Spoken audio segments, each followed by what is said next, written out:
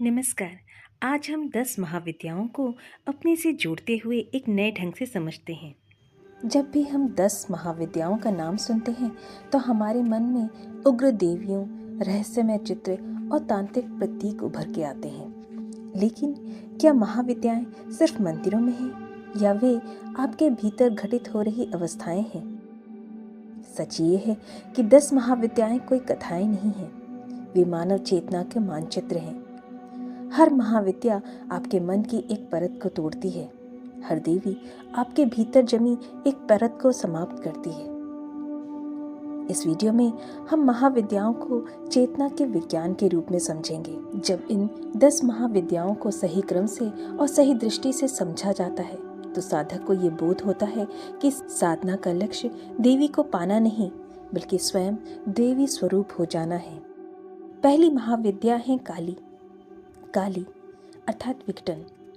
काली समय है, समय से परे है, समय को नियंत्रित करती हैं। जब जीवन में सब कुछ टूटने लगता है, पुरानी पहचान काम नहीं आती, वहीं काली प्रकट होती हैं। काली मौन शरीर पर खड़ी हैं और वो है आपका पुराना मैं।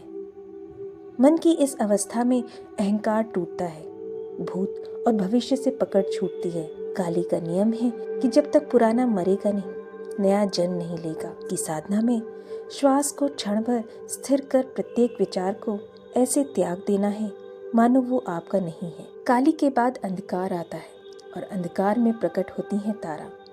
तारा वो शक्ति है जो आपको आपके ही दर्द से निकालती है।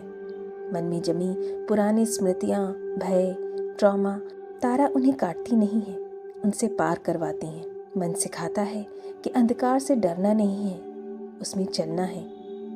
इसकी साधना में तनाव की अवस्था में आज्ञा चक्र पर ध्यान किया जाता है। त्रिपुर सुंदरी अर्थात सौंदर्य। जब मन स्थिर हो जाता है तो सौंदर्य प्रकट होता है। त्रिपुर सुंदरी तीनों अवस्थाओं की रानी है। जागृत, स्वप्न, सुषुप्ति, चेतना के द्वैत पक्ष एक हो जाते हैं, तब जीवन सौंदर्य बन जाता है। जीवन में संघर्ष नहीं रहता, वो एक लय में आ जाता है। यही कारण है कि देवी के हाथ में पुष्प और मधुर धनुष है। भुवनेश्वरी अर्थात स्वामित्व। जब आप मन के दास नहीं रहते, भुवनेश्वरी प्रकट होती हैं। अब आप समझने लगते हैं कि आप इंद्रियां नहीं हैं बल्कि उसके स्वामी हैं। पूरा ब्रह्मांड अब बाहर नहीं लगता, वो भीतर समाया है। चेतना का सिंहासन और आप उसके केंद्र में विराजमान।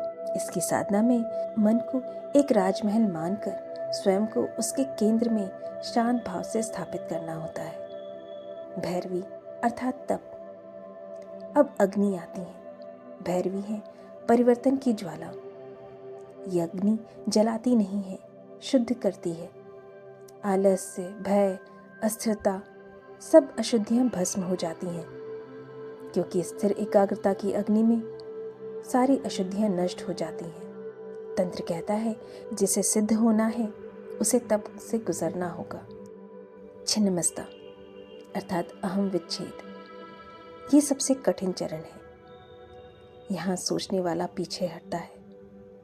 आप अनुभव करते हैं कि मैं विचार नहीं हूँ, मैं देखने वाला हूँ, साक्षी हूँ। मौन रहता है लेकिन जागरूकता पूर्ण होती है और यही असली साधक जन्म लेता है। इसकी साधना में आंतरिक संवाद को पूर्णतः रोककर पूर्ण जागरूकता में स्थिर रहना होता है। धूमावती अर्थात शून्य। इस अवस्था में कुछ नहीं बचता, न पहचान, न लक्ष्य, बस शून्य। ये अवसाद नहीं है, ये विश्राम है, पूर्ण रिक्तता, जहाँ चेतना स्वयं को पुनर्गठित करती है। इसकी साधना में मस्तक के मध्य स्थित शून्य पर ध्यान किया जाता है। बगलामुखी अर्थात स्थिरता। शून्य के बाद स्थिरता आती है। विचार रुक जाते हैं, संघर्ष समाप्त हो जाते हैं। मन एक शांत स्थिर सरोवर बन जाता है जहाँ कोई लहर नहीं है और यही अपेक्षित स्थिरता है। मातंगी अर्थात लय। अब संसार बदलता नहीं है, आप बदल चुके हैं। हर ध्वनि नाद बन जाती है, हर अनुभव दिव्य बन जाता है। अव्यवस्था भी सुंदर लगती है, जहाँ कुछ भी अपवित्र नहीं है, सब ज्ञान है। इसकी साधना में प्रत्येक ध्वनि को पवित्र नाद के रूप में सुना जाता है। कमला अंततः सहस्रार खुलता है, निरंतर शांति बहती है, आनंद स्थायी हो जाता है। अब कुछ पाना शेष नहीं है, सब मिल चुका है। कमल खिलता है और साधक साधक नहीं रहता। इसकी साधना में मस्तक के शीर्ष से एक दिव्य कमल के प्रस्फुटन का ध्यान किया जाता है।